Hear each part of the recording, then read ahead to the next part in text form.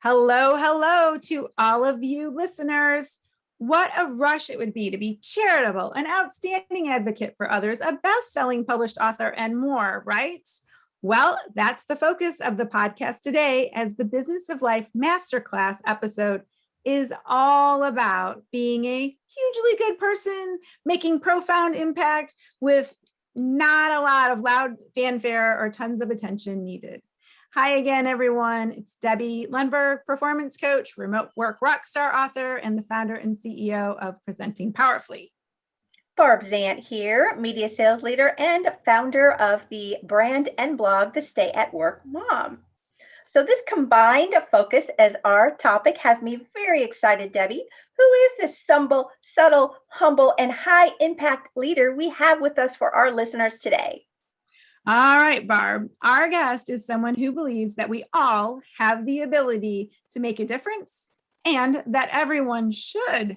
How about that? By day, she works in the healthcare industry and devotes her time to helping and inspiring others. She is the curator and host of TEDx Westshore, the board vice president of Tampa Crossroads, the board chair of the American Lung Association here in Tampa Bay, and an award-winning Meals on Wheels volunteer. And she runs her own small nonprofit, focusing on community education and helping bring awareness to other organizations doing good in the world. It's amazing she's carved out the time for us. We're so appreciative. She earned an MSW from the University of Pittsburgh, an MBA from Waynesburg University, and an MSCL from Duquesne. I don't even know how to pronounce it. It's so impressive. Duquesne? Yes, okay. Duquesne. Got it. Please welcome fellow author of the book Living Kindly, my friend and colleague, Beth Socoski. Hi, Beth. Guys. Hi, thank you so much. I'm so excited to be here with both of you today. Welcome, Beth. We are so excited as well. Thank you. We asked you on today because, wow, listening to that bio, what an impact you're making in our community and beyond for sure. The reason that is important to our listeners and us as well is that we could all benefit from incorporating the tips for all of us to get things done while making an impact. So glad you are here. In 10 words or less, what made you want to be on our show today specifically? Well, one of the things I really enjoy about your show, I'm already over 10 words,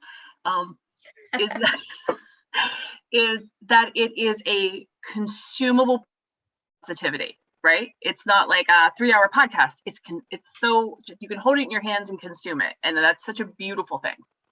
Oh, thanks. Thanks for that. It is our goal. And so, as you know, Barb takes notes. We love to learn. So we will move right along to stick with that path to our Business of Life Masterclass 4. These are those 4 questions, Beth, as a listener, who we appreciate that you're a listener, that you're very familiar with. Are you ready for number 1?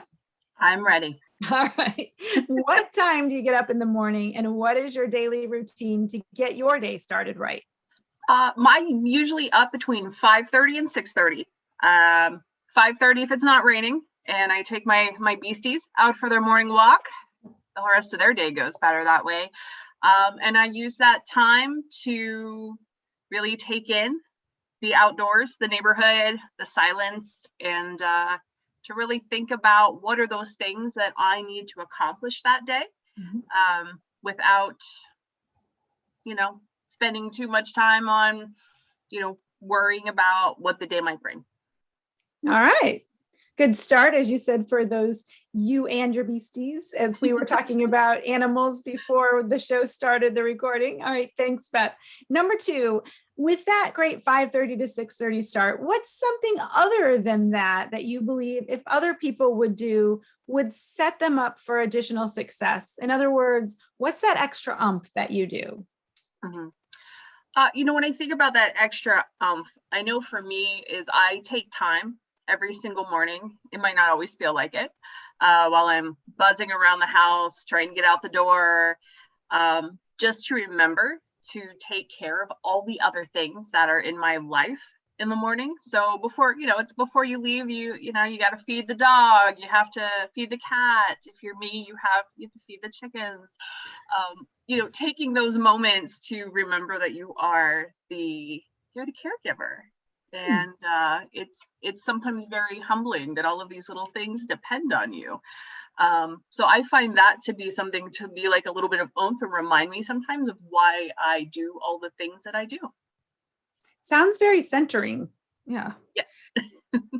All right. Number 3, who or what has been the biggest influence in your life in the success you have created and how you continue to focus on all that you have and do? And importantly, what have you done with that influence, Beth? Sure. When I thought about this question, and I know a lot of people might say, someone famous, but one of the biggest influences of my life was watching my mother, my aunts, and my grandmother really just sort of scrap in some ways, scrabble to make the best of the life that they have, realizing that there were so many things in place that prohibited them maybe from doing the things that they wanted to do. And knowing that by being born when I was born, I have opportunities that could not have even have been imagined, let alone done.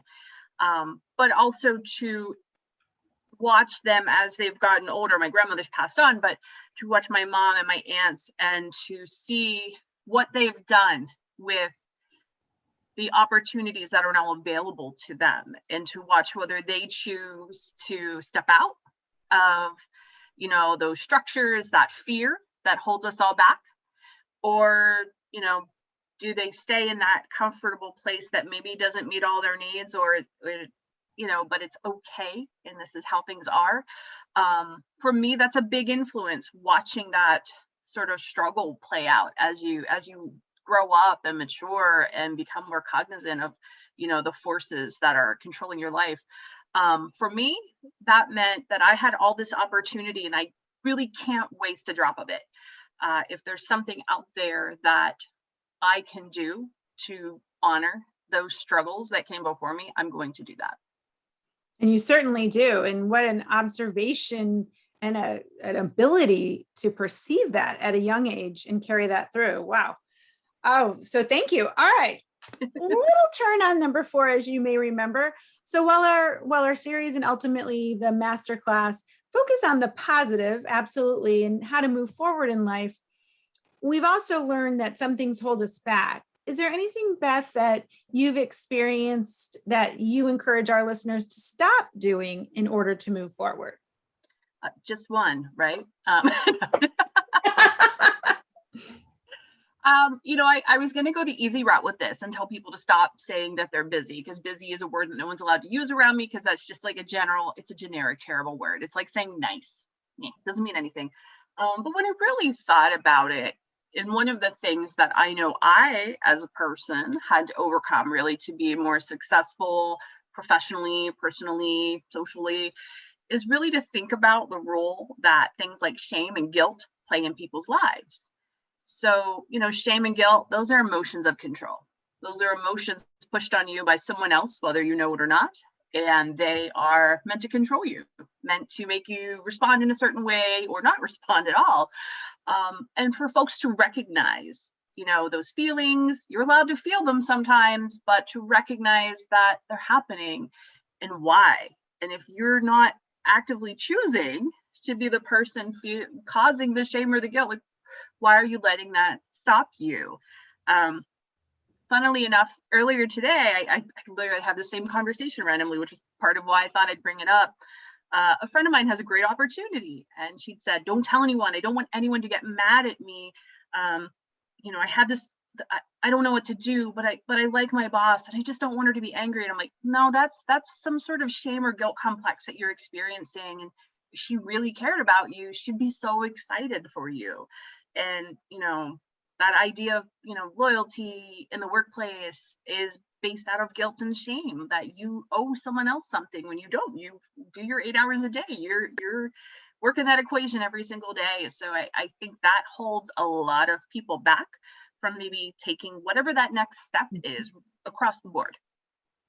So true that you said that, Beth. And you could see Barb smiling because she knows that I'm very similar of No nice and no busy, because busy is not productive and nice isn't necessarily kind. So that was a wonderful reminder and certainly a terrific perspective. Thank you. Thank you, Beth. That sure was high impact, just as we imagined that it would be. I have just a few encouraging ideas from my responses from what you told us about. Morning walk with the dogs. My husband usually handles that, and I want to give that a go and take care of all those things that are, others focused that we need to do. And I love the hard choice with the shame and the guilt. Yes, Debbie has taught me decades ago, banish the word busy, own our own schedules, and we're all busy. So I even love that you brought that up. So Debbie, I know that your list may be a little bit different. Are you ready to incorporate some of these ideas next week in the next 5 to 15 days? You know it. And I really appreciated, Beth, that you said that about not only appreciating what you're getting done and how others rely on you. That was a really thoughtful way to think about how our day starts and what we're going to do. Also, the silence, that idea of the silence. And so I'm thinking about when I drive to run each in the morning, instead of having the radio or anything on, giving that, like you said, that silence of what's happening, because I run with someone else and I love that. So I'm thinking that's where I can get that silence. So I'm in, Barb. I'm in. We'll be reporting back on it. Definitely. Okay. Well, super excited to get started on that. Beth, as if this wasn't enough information, as we wrap up, what is one final thought, please? This is a quick closing comment or even a statement or one fact that maybe our listeners didn't get to learn about you yet. Okay.